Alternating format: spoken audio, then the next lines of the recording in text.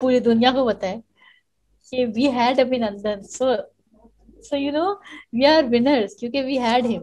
Actually Pakistan की तो शुरू से आदत ज्यादा क्लेम करने की रही है। पूरी रात एक सॉर्ट ऑफ डर सा था बिकॉज वी कुडंट स्लीप। तो I was very much updated with के ट्विटर पे क्या चल रहा है। 4 बजे तक I was up. According to Indian reports I think around 300 लोगों की डेथ हुई थी।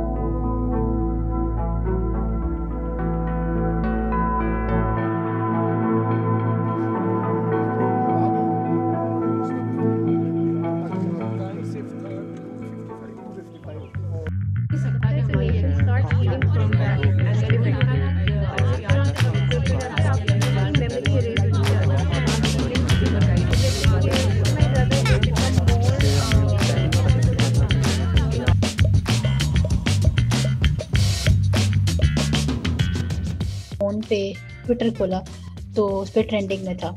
तो मैं थोड़ी शॉक थी कि ये क्या हुआ एकदम से ना, कि बस अब हम लोगों ने घर में कैद हो जाना है या कहीं कोई कर्फ्यू तो नहीं लगने वाला। ये खबर हमें मिली सुबह उठते ही कि क्या कहते हैं इंडिया ने एयर स्ट्राइक करा है, तो कुछ ना कुछ आइडिया तो हमने लगा लिया था कि ये फिर से पाकिस्तान को सजा देने के लिए, पनिश करने के लिए इंडिया ने कुछ जरूर किया होगा। हिट मी हार्ड, थोड़ा सा गुस्सा आया। उसके बाद पूरा दिन ही हुआ कि यार ये हो कैसे सकता है कि पाकिस्तान में क्रॉस कर लें। और as they claimed, Indian media और इंडिया के जो लोग थे दे वर क्लेमिंग कि 22 मिनट तक हम पाकिस्तान के अंदर थे। तो वो चीज़ मुझे बहुत अनॉय करी थी पूरा दिन। मैं एक बहुत जज्बाती किस्म की पाकिस्तानी हूँ। दरख्त अगर आप उनको इंसान कहते तो वो हलाक जरूर हुए थे। इंसानी जान कोई जाए नहीं थी। एग्जैक्टली तो कोई मतलब कंफर्म तो नहीं है ना कि कितने लोग मारे गए हैं। अलग अलग सोर्सेस 150 से लेकर के 300 तक के भी आंकड़े आए हैं। इंडिया ने तो काफी सारे, कोई 250 के करीब शायद क्लेम किया था कि हमने वहाँ पे लोग मारे, लेकिन ना ही उनकी कोई वीडियो सामने आई, ना कोई तस्वीर सामने आई। ठीक है,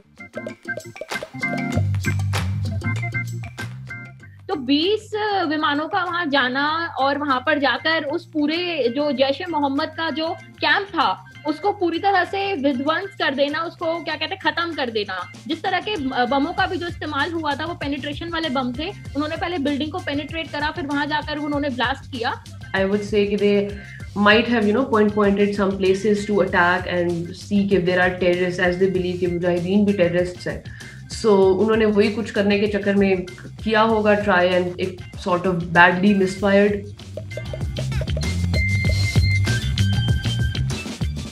It was like a fog of war जैसी सिचुएशन क्रिएट हो गई थी, बट सिग्निफिकेंट डैमेज था बिकॉज 27 को मतलब पाकिस्तान का रिस्पॉन्स जो था that hit the nail on the head because response was like very quick।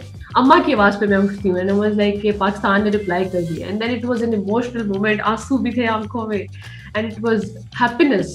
जब ये अभिनंदन कैप्चर हुए और उसके बाद से तो पल पल ऐसा हो रहा था कि जिस भी सोर्स से जो इन्फॉर्मेशन आ रहा है आप उसे देखें। जब हमने ये सुना कि इस तरह से इंडिया का एक जहाज गिरा है तो काफ़ी हम पर उम्मीद थे कि हाँ हमारी फोर्सेस जो है वो जाग रही हैं और वो हमें प्रोटेक्ट करना जानती हैं।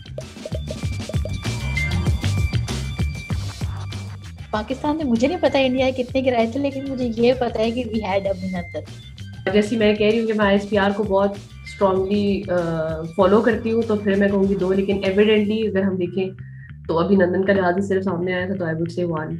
2 विमानों के विषय में जो है हमें जानकारी है। एक विमान जो विंग कमांडर अभिनंदन जिसे कैप्टन कर रहे थे और उनका जो विमान था वो सक्सेसफुली से बाहर भी आ गए, लेकिन दूसरा एक विमान जो गिरा था वो फ्रेंडली फायर में गिरा था। मोदी सरकार का प्रॉपर प्रोपेगेंडा था एक, ठीक है, जिसमें उन्होंने एक प्रॉपर प्लानिंग करके, ठीक है, वहाँ पे खुद से एक अटैक करवाया है। ठीक है, पाकिस्तान को इंटरनेशनल लेवल पे बदनाम करने के लिए कि पाकिस्तान जो है दहशतगर्द पाल रहा है। ठीक है, और उन्होंने ये अटैक करवाया, जबकि अभी तक इंडिया कोई हमें उस तरह से पुलवामा अटैक के ऊपर कोई प्रूफ नहीं दे सका कि हाँ वो अटैक पाकिस्तान ने ही करवाया है। इसमें तो समझने वाली कोई बात ही नहीं है, क्योंकि जैश ए मोहम्मद ने तो पहले ही जिम्मेदारी ले ली थी इस हमले की। तो हम क्या कहते हैं, तब सोचे थे जैश ए मोहम्मद, अब सबको ही पता है कि भारत में इस तरह की जो हरकतें हैं, अपनी आतंकवादी गतिविधियां जो हैं, किस देश को करने में सबसे ज्यादा मजा आता है और किसको सबसे ज्यादा इससे फायदा पहुंचता है। तो एक वो जो पैरिटी नहीं मिल पा रही है पाकिस्तान को हमसे पावर में, वो अनकन्वेंशनल तरीकों से जो हासिल करने की कोशिश कर रहा है, उसमें जितने भी इनके सिपाही हैं, आतंकवादी जितने भी हैं, जैश ए मोहम्मद ने पहले ही इसकी जिम्मेदारी जो है वो ले ली थी।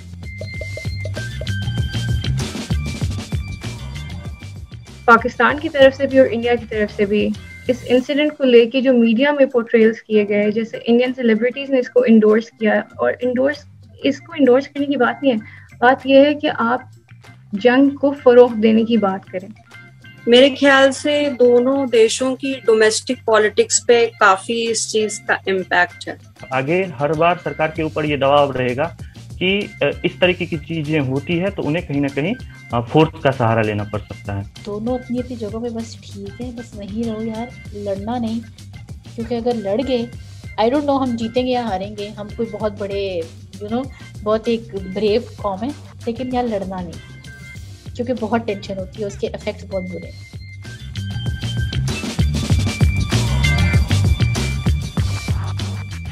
दोनों जानिब से ही शहरियों के जो तासुरात हैं वो बिल्कुल वाज़ेह कर रहे हैं कि दोनों ही जानिब शहरी हकीकत के दो बिल्कुल मुख्तलिफ रुखों पर यकीन रखते हैं। वहाँ की हुकूमत ने पुलवामा वाक़े की तहकीकात से पहले ही पाकिस्तान के ऊपर कम्प्लीटली जिम्मेदारी डाल दी, इसलिए हमने कुछ ऐसे लफ्ज़ सुने कि पाकिस्तान को सज़ा देने की कोशिश की गई और वहाँ पे बॉर्डर क्रॉसिंग की गई, इस तरह के जो अल्फाज यूज हुए। तो ये बड़ा वाज़ेह है कि शायद किसी एक लेवल पे, स्टेट लेवल पे मीडिया के जरिए किसी ना किसी तरह एक बाकायदा मिस इन्फॉर्मेशन फैलाई गई। इसी तरह पाकिस्तान के शहरियों में भी लोगों ने बात की कि वो ट्विटर पे फॉलो कर रहे थे, वो खौफजदा थे, उनको पता नहीं था क्या हो रहा है, वो स्टॉक करने की फूल बात कर रहे थे, लग रहा था कि अटैक हो गया है।